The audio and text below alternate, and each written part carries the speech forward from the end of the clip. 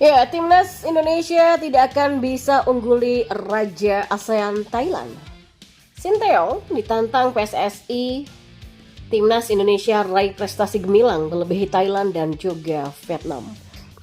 Dan yang terakhir, Sinteyong isyaratkan penambahan pemain timnas Indonesia versus Irak, Martin Paes menyusul. Simak selengkapnya di sini hanya di Kamus Bola bersama saya untuk Anda.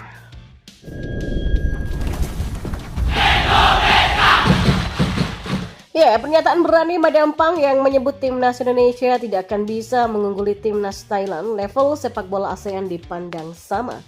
Presiden Federasi Thailand atau FAT Nualpan Lamsan alias Madampang tidak mau silau dengan prestasi Indonesia di kancah sepak bola Asia di tahun 2024 ini. Selain peningkatan peringkat FIFA di timnas senior, Indonesia juga berhasil menempatkan timnas U23 hingga semifinal Piala Asia U23 2024. Tapi sayangnya prestasi Indonesia harus kandas di babak playoff Olimpiade Paris 2024 usai menelan kekalahan tipis 0-1 dari Guinea U23. Meski begitu, pujian untuk Indonesia datang dari segala penjuru. Sepak bola tanah air dinilai mengalami perkembangan yang pesat. Bahkan sekelas Gianni Infantino selaku Presiden FIFA juga terkesan dengan perkembangan sepak bola Indonesia yang dinilai bergerak ke arah yang sudah benar. Gianni Infantino pun menegaskan bahwa FIFA akan selalu memberikan dukungan penuh bagi Indonesia dalam mengembangkan sepak bola tanah air.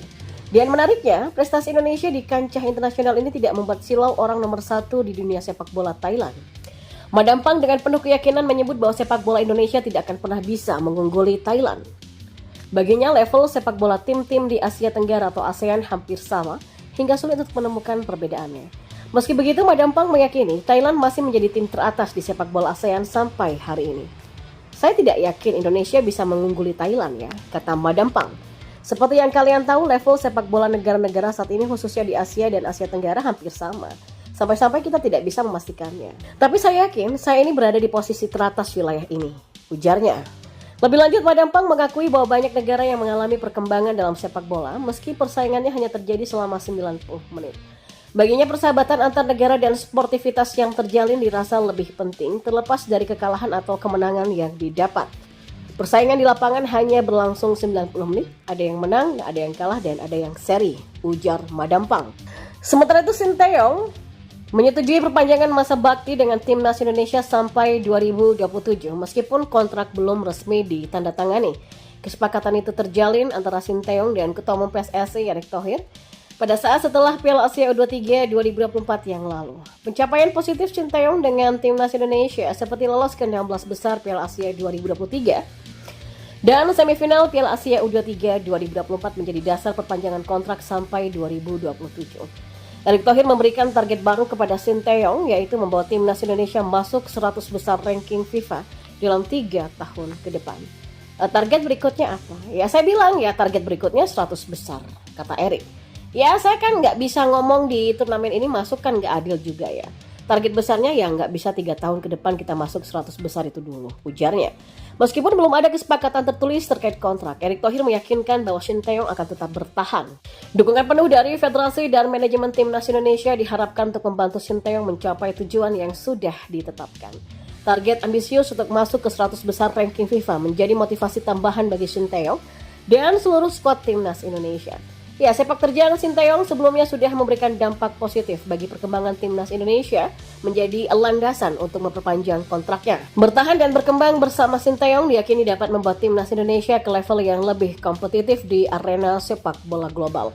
Ya, visi jangka panjang Erick Thohir untuk timnas Indonesia termasuk dalam upaya untuk membuat negara ini menjadi kekuatan sepak bola yang dihormati di dunia.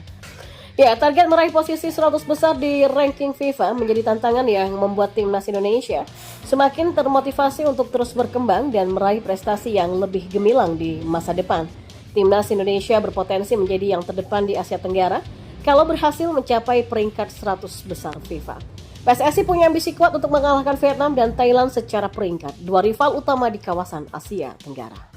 Tidak hanya itu, pelatih timnas Indonesia Sinteyong disebut masih akan menambah jumlah pemain menjelang menghadapi Irak dan Filipina dalam kualifikasi Piala Dunia 2026 zona Asia. Hal tersebut diutarakan oleh Kepala BTN sekaligus Esko PSSI Sumarji yang mengisyaratkan bahwa daftar 22 pemain yang dirilis pada Kamis kemarin masih bersifat sementara. Ya harusnya 24 pemain, tapi insya Allah kan nanti akan ada penambahan 2 pemain lagi ya, kata Sumarji kepada wartawan. Ya meski begitu Sumarji belum dapat memastikan siapa pemain yang akan menyusul bergabung di skuad Garuda. Ya, saat disinggung apakah Martin Paes menjadi salah satu di antara 2 pemain tambahan tersebut, Sumarji enggan berspekulasi.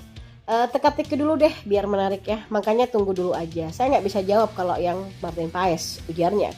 Dalam kesempatan itu, manajer tim nasional ini kembali menegaskan bahwa pemanggilan 22 pemain berdasarkan kebutuhan pelatih kepala Sinteyong. Tapi intinya, saya akan jelaskan bahwa pemanggilan yang ada sekarang itu menyesuaikan kebutuhan tim. Dan dimungkinkan nanti sebelum kick off akan ada perubahan nama dari 22 yang ada sekarang, ujarnya. Ya, sebelumnya Sinteyong sudah menentukan pemain pilihannya untuk kualifikasi Piala Dunia 2026 zona Asia.